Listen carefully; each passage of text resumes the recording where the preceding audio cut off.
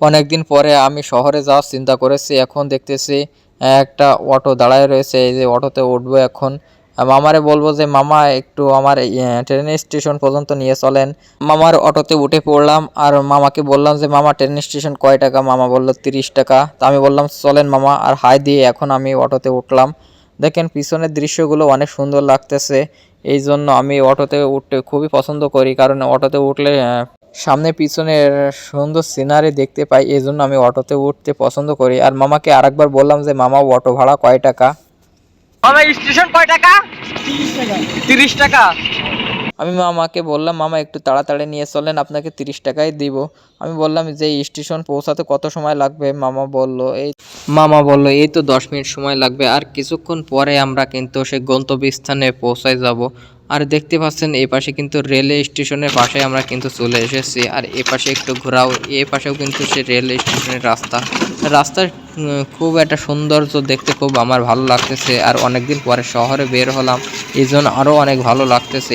আমরা কিন্তু কিছুক্ষণের ভিতর সে রেল স্টেশনে আমরা কিন্তু পৌঁছায় যাব। আর আর দেখতে পাচ্ছেন আমরা কিছুক্ষণের ভিতরেই কিন্তু আমরা রেল স্টেশনে চলে এসেছি। আর এই পাশে দেখতেছি সব অটো আর অটো। তাই আমরা দেরি না করে আমরা সেই গন্তব্যস্থানে পৌঁছায় আসলাম। আর ট্রেনের জন্য সব অপেক্ষা করতেছি। দেখেন লোকজন সব ট্রেনের অপেক্ষা করতেছে। আর এই পাশে মাইকে বলতেছে যে আর কিছুক্ষণের ভিতরে কিন্তু ট্রেন প্রবেশ করবে। তা আমরা এদিক ওদিকে তাকাতে রয়েছি যে ট্রেন কখন আসবে।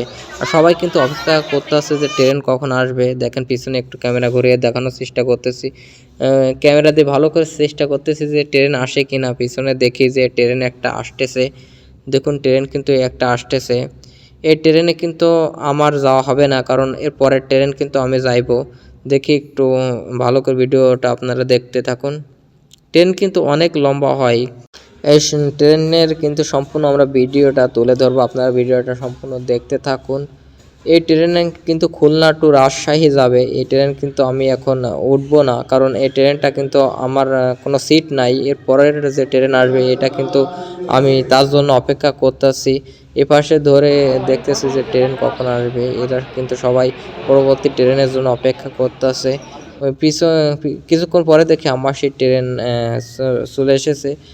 এটা কিন্তু আমার প্রথম সিটের আমার G35 নম্বর সিট।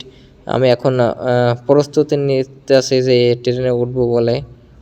আপনারা দেখতে পাচ্ছেন যে ট্রেনের সবাই কিন্তু ওঠার জন্য প্রস্তুত নিতেছে। এই পাশে এক চাচা বলতেছে যে এই ট্রেনে আমি যাইব। ট্রেন কিন্তু বাংলাদেশ ট্রেন কিন্তু অনেক বেশি একটা সুবিধা নয়। কিছুক্ষণ পরে আমি ট্রেনের ভিতরে প্রবেশ করলাম। আর ট্রেন চলতে শুরু করছে। সামনের দিকে একটু ক্যামেরা ঘোরানোর চেষ্টা করতেছি। দেখুন আমি কিন্তু সিট অনেক খোঁজাখুঁজি করার পর আমি কিন্তু আমার সেই গন্তব্য সিট পেলাম না, আরেকজনের সিটে বসে রয়েছি। আর এই পাশে দেখতেছি জানলা দিয়ে অনেক এক সৌন্দর্য প্রকৃতি। কারণ ট্রেনে উঠলে একটাই জিনিস ভালো লাগে যে গ্রামের সৌন্দর্য অনেক অনেক ভালো, কিন্তু ট্রেনে উঠলে যে শহরের সৌন্দর্য তুলে ধরা যায় এইটা দেখতে পাচ্ছেন। আর এই পাশে দেখতে পাচ্ছেন পিছনে যে সৌন্দর্য তাও কিন্তু দেখা যাচ্ছে। কিছুক্ষণ পরে দেখি ট্রেনটা থেমে গেল। এখানে ট্রেনটা থামার কারণ হলো আর একটা ট্রেন আসবে, কারণ একটাই রাস্তা, সেই জন্য দুইটা ট্রেন আসার জন্য দেখেন ট্রেন কিন্তু অবশেষে চলেই এসেছে। এই ট্রেনটা কিন্তু ধীর গতিতে আসতেছে, কারণ দুইটা ট্রেন একই রাস্তা দিয়ে প্রবেশ করছে। এই জন্য ট্রেনটা কিন্তু আস্তে আস্তে চলতেছে। এটা কিন্তু অন্তনগর ট্রেন। এই ট্রেনটা দেখুন সম্পূর্ণ কিন্তু ধীর গতিতে চলতেছে। সম্পূর্ণ ভিডিওটা দেখতে থাকুন।